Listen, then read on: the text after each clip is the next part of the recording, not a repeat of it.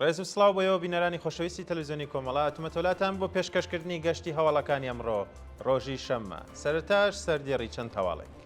درێژەی مانگرتنی کامیۆنداران لە شارەکانی کوردستان و ئێران، کۆبوونەوەی خاوەن نانەواخانەکان لە چەند شاری کوردستان و ئێران، چالاکی ژینگە دۆستانی کوردستان دژبەلێدانی کانگای زێر لە سەقز، گیان بەخەتکردنی بەندکراوێکی خەڵکی هەرسین لە زیندانی قزل حەسار، پەرەسەندنی تونند و تیژی کۆمەڵایەتی لە کوردستان، وشاری ناوەندە ئەمنیەتیەکانی تیکاب بۆ سەر چالاکێکی مەدەنیە و شارە، ژاراویبوونی 50 کەس لە تالارێکی شاری خۆی و مەراسمی پرسە و سەرخۆشی دایەمینە دایکی گیان بەخەتکردوویەکی کۆمەڵا لاوی هەنگ.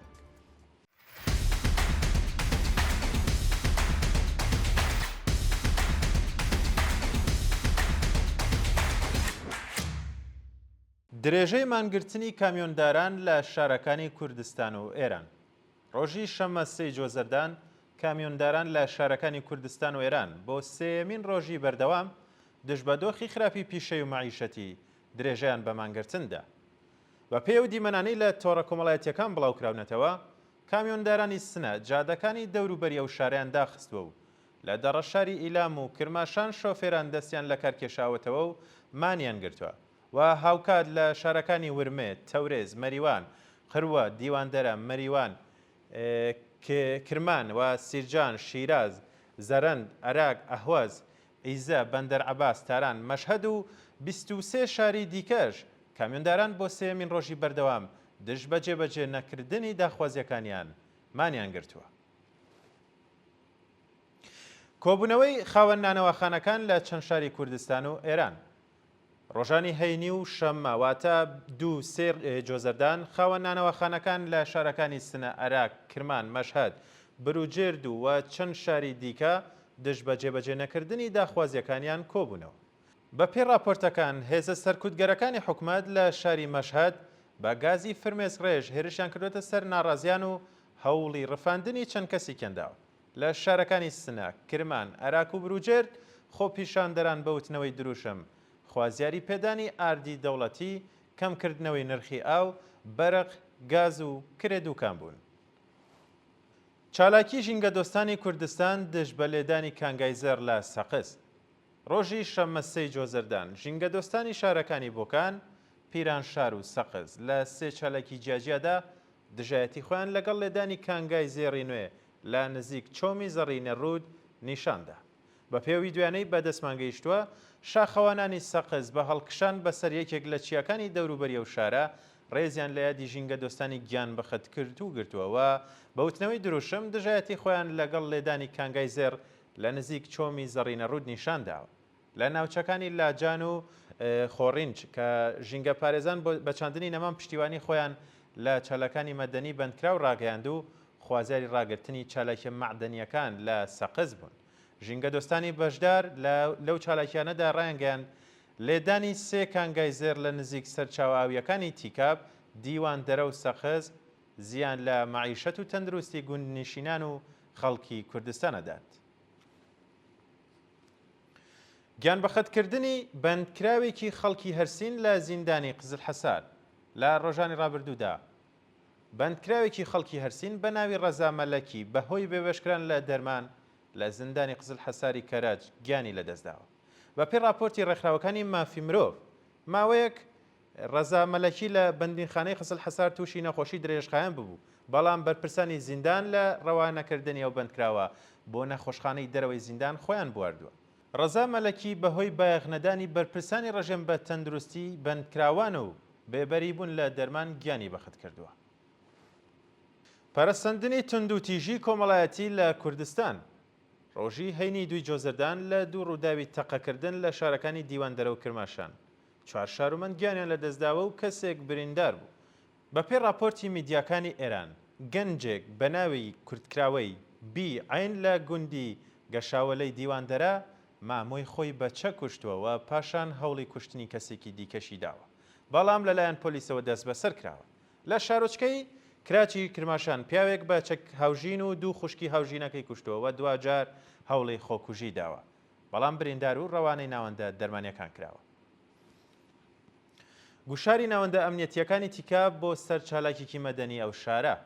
ڕۆژی شەممە 3 جۆزەردان چالاکێکی مەدەنی خەڵکی تیکاب بە ناوی فەرشاد فەرەجی وێڕای ئازادبوونی بە وەسیقەی 3 ملیار تمەنی بۆ جارێکی دیکە لەلایەن ئیدارەی ئیتلاعاتەوە بانگهێشت و لێپرسینەوەی لێکرا. بە وتەی سەرچاوەکانی هەواڵ، فەرشاد فەرەجی پێشتر بەهۆی چالاکیەکانی لەلایەن ئیدارەی ئیتلاعاتەوە دەست بەسەر کرابوو. ڕۆژی 30 جۆزەردان ئەو چالاکە مەدەنیە لە دادگای ئینقلابی تیکا بە تەبلیغ دژی نظام تۆمەتبارە و بە دانانی بارمتەی 3 ملیار ئازاد کرا. ڕۆژی شەممە فەرشاد فەرەجی بۆ جارێکی دیکە لەلایەن ئیدارەی ئیتلاعاتەوە بانگهێشت کرایەوە و لێپرسینەوەی لێکراوە. ژاراویبوونی 50 کەس لە تالارێکی شاری خۆی. ڕۆژی شەممە 3 جۆزەردان 50 هاوڵاتی خەڵکی شارستانی خۆی بەهۆی خواردنی خۆراکی ناتەندروست ژاراوی و ڕەوانەی نەخۆشخانەکران. بە وتەی سەرۆکی ئۆرژانسی خۆی، هۆکاری ژاراویبوونی ئەو 50 هاوڵاتیە خواردنی خۆراکی ماوە بەسەرچوو بووە و لێکۆڵینەوەی زۆرتر لەو بارەوە دەستی پێکردو. شایانی باسە کە لە ماوەی 1 مانگی ڕابردوودا سەدان شارومەند و خوێندکاری زانکۆ بەهۆی خواردنی خۆراکی ناسالم ژاراوی بوون.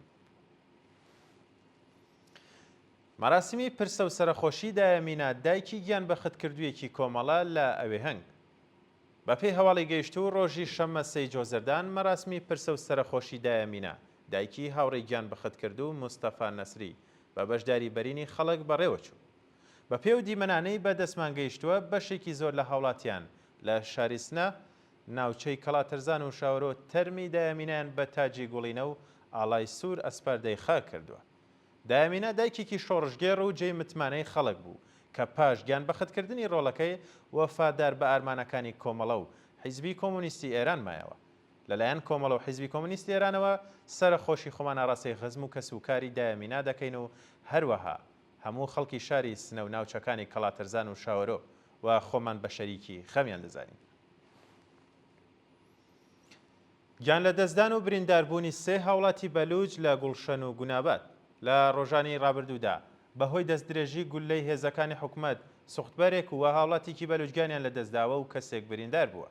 بە پێی راپۆرتی حاڵواژ وتمبێلی سوختبەرێکی بەلوچ لە شارستانی گوڵشەن لەلایەن هێزە ئینتیزامیەکانەوە دراوەتە بەردەست ڕێژی گولە و لە ئەنجامی ئەو هێرشەدا ماشێنەکەیان ئاگری گرتووە و شۆفێرەکەی بەناوی عەبدوڵڕەشید فازڵی تەمەن 28 ساڵ گیانی لەدەستداوە.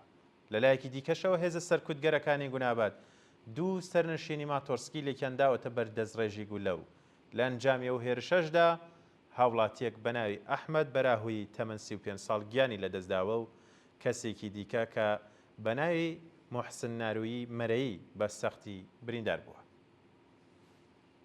برینداربوونی 6 قوتابی لە کەرەج. ڕۆژی شەممە 3 جۆزەردان 6 قوتابی کەچ بەهۆی ڕووداوی هاتوچۆی سرویسی گواستنەوە بە سەختی بریندار بوون. بە پێی زانیاریەکان سرویسی گواستنەوەی قوتابیانی کەج لە شقامی ئوستانداری کەرەج تووشی ڕووداو بووە و بەو هۆیەوە 6 قوتابی و شۆفێری ماشینەکە بریندار و ڕەوانەی ناوەندە دەرمانیەکان کرا. لە سێدارەدانی هەش بەندکراو لە هوازوی ئیسفەهان و یاست. لە ڕۆژانی ڕابردوودا حکمی ئەدامی هەش بەندکراو بە تۆمەتەکانی پەیوەندیدار بە مادەی هۆشبەر و کوشتنی بانقەست لە زیندانەکانی ئەهواز، ئیسفەهان و یاست جێبەجێ کراوە. بە پێی راپۆرتی کانونی مافی مرۆڤی ئێران، 3 بەندکراو بە ناوەکانی هاشم میرزایی، ئارمان خان بەیگی و ڕەزا بەیگی بە تۆمەتی پەیوەندیدار بە مادەی هۆشبەر لە زیندانەکانی ئەهواز، ئیسفەهان و یەزد ئیعدام کراون. هاوکات 5 بەندکراوی دیکەش بە ناوەکانی محەممەد ڕەزا دێهقان و دێهنەوی و وەلی شەهر بابەکی، نوروەیس ئەچەکزەهی، جەواد ڕەزای و جەواد حەقی بە تۆمەتی کوشتنی بانقەز لە زیندانی یەزد لە سێدارە دراون. بێکارکردنی سەدان کرێکاری مەعدەن لە گورجستان. ڕۆژی شەممە 3 جۆزەردان سەدان کرێکاری شاغڵ لە مەعدەنی مەنگەنێزی گورجستان لەلایەن خاوەنکارەوە لە سەرکار دەرکران. بە پێی راپۆرتەکان کرێکارانی مەعدەنی مەنگەنێزی گورجستان لە ڕۆژی چوارشەمەوە دژبەدۆخی سەختی پیشەی و مەعیشەتی مانیان گرتووە. بەڵام خاوەنکار لە جیاتی جێبەجێکردنی داخوازیەکانیان سەدان کرێکاری لە سەرکار دەرکردووە. جێگای ئاماژەیە کە دەرکردنی کرێکاران پاش بە ئاکام نەگەیشتنی دانوستانەکانی نێوان نوێنەری کرێکاران و بەڕێوەبەرانی شرکات ڕووی داوە. و دوایین هەواڵمان سەبارەتە بە خۆپیشاندانی خەڵکی مەراکش بۆ پشتیوانی لە فەڵەستین. ڕۆژی شەمەسەی جۆزەردان هەزاران شارومەندی مەراکشایی دژ بە ژینۆسایدی خەڵکی غەزە لەلایەن دەوڵەتی ئیسرائیل ڕژانە سەر شەقام و خۆپیشاندانیان کرد. شارومەندانی مەراکشی بە هەڵگرتنی ئاڵای فەڵەستین دژ بە دەوڵەتی ڕازگەرای ناتانیاهۆ دروشمیان بەرز کردوێتەوە و خوازیاری ڕاگرتنی هێرشەکان بۆ سەرکەرتی غەزە بوون. هاوکات دەرتەشی ئیسرائیل هێرشەکانی بۆ سەرچەندین ناوچە لە باکوور و ناوەندی غەزە چڕتر کردوێتەوە و لە ئەنجامی ئەو هێرشانەشدا 354 فەڵەستینی کوژرا و بریندار بوون و 50 کەس لە ژێردار و پەردوودا ماونەتەوە. بەڵێ بینەرانی خۆشەویست هەواڵەکانتان پێشکەشکرا کات و ساتێکی خۆش بۆ هەموو لایەکتان.